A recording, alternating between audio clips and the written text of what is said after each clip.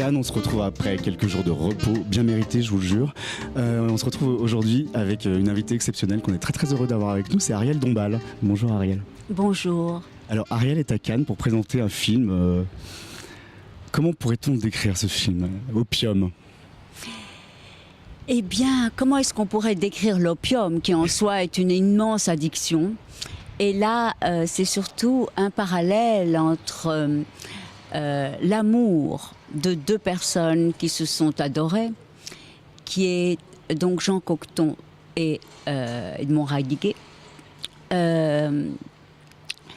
et l'addiction de l'opium, c'est comme l'addiction amoureuse. Et donc, on pourrait dire que c'est ce petit trajectoire de 1919 à 1923 dans la vie de Jean Cocteau, où il a écrit les sonnets les plus inspirés et où il était ce jeune Cocteau de 30 ans qui avait comme maître, qui avait décidé d'avoir comme maître un jeune garçon de 19 ans qui était Raymond Radiguet. Raymond Radiguet, je rappelle, est cet auteur d'une insolente beauté qui a écrit Le Diable au corps et qui a écrit Le bal du comte d'Orgel, très aidé par Cocteau, et qui a donc été l'inspirateur de cet amour, et donc de cet amour qui a produit la création. Voilà, et l'histoire que je raconte, c'est toute cette époque, et c'est une histoire qui, pour pouvoir s'entendre, devait passer par la musique. C'est une comédie musicale où chaque mot qui est dit dans le film, c'est du Cocteau.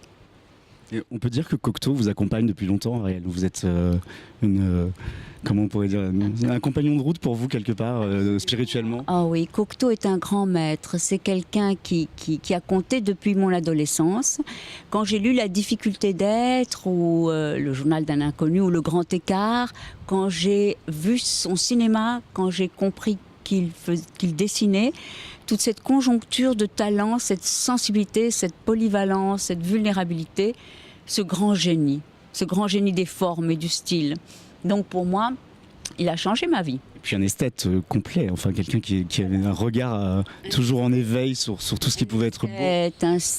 Du style, de l'élégance, de la recherche, de la douleur aussi. Et un grand amoureux, il a adoré les hommes. Il a aimé quelques femmes aussi, mais il a été, terrassé d'amour, l'amour qui le dépasse. Il y a eu Radiguet, il y a un peu plus tard, il y a eu Jean Marais, mais Radiguet est son premier grand amour, et voilà, je voulais raconter cette histoire-là. Et pour vous raconter cette histoire-là, est-ce que c'est aussi dans la continuité des combats que vous menez? Parce que je sais que vous êtes un soutien actif de la cause gay, si on peut encore appeler ça comme ça, mais vous êtes vraiment au cœur de ces débats, vous vous êtes engagé, vous êtes une des rares à vous être engagée. Je me suis engagée très très tôt, et j'ai même fait j'étais à vos côtés, et j'ai même chanté à la République. Voilà. Et bien sûr, écoutez, moi je suis surtout quelqu'un qui pense que la grande affaire de la vie, c'est l'amour. Et que si l'amour, il se trouve que c'est entre deux hommes, deux femmes, deux êtres qui n'ont pas le même âge, ou peu importe, il faut tout faire pour que la vie soit plus douce aux gens qui s'aiment. Et le mariage et les lois qui l'accompagnent sont des choses qui adoucissent les mœurs et qui rendent des amours impossibles un tout petit peu moins impossibles. Alors, Ariel Dombasle, réalisatrice, c'est pas nouveau. Peut-être que les gens ne savent pas, mais moi je garde un souvenir très ému des Pyramides Bleues. J'étais adolescent, j'avais absolument adoré ce film. Et je regarde vraiment un souvenir intense. Mais oui, mais alors moi aussi, j'ai commencé à réaliser des films à 22 ans, tout de suite. J'avais à peine fait un premier film en tant qu'actrice que je réalisais un deuxième. Et j'aime réaliser parce que j'aime aussi découvrir des gens et leur faire ce que je capte de l'essence la plus fragile et aussi la plus belle en eux. J'aime la faire découvrir. Alors je suis heureuse d'avoir découvert Raymond Radiguet incarné par notre ami Samuel qui est là. Samuel Mercer, et qui a une intelligence du corps, une vulnérabilité, et qui est aussi, comme les artistes que j'aime, je me suis entourée que d'artistes pour ce film. Avec un casting absolument incroyable. Oui, parce que les gens m'ont tous dit oui, parce que Cocteau nous protège de son aile invisible. Et les gens savent que je vais faire une ode à ce qu'ils sont à travers les personnages. Et donc Samuel en est un exemple. Donc Samuel qui est avec nous, Samuel qui interprète aux côtés de Grégoire Collin, qui interprète Raymond Radiguet. Samuel, comment vous êtes-vous retrouvé dans cette aventure aux côtés d'Ariel ? Comment cette aventure est arrivée dans votre vie ? Alors j'étais aux États-Unis et je reçois un coup de fil de José Dayan qui me dit que Ariel l'a appelé en disant qu'elle elle me voulait dans son film pour Tanger. Et c'était une nouvelle assez étrange au début, je comprenais pas trop. Et je l'ai tout de suite appelée Ariel et on s'est compris. Elle m'a dit qu'elle voulait que j'interprète Raymond Radiguet, que je connaissais bien dans mes lectures, quoi. Déjà j'admirais beaucoup ce génie.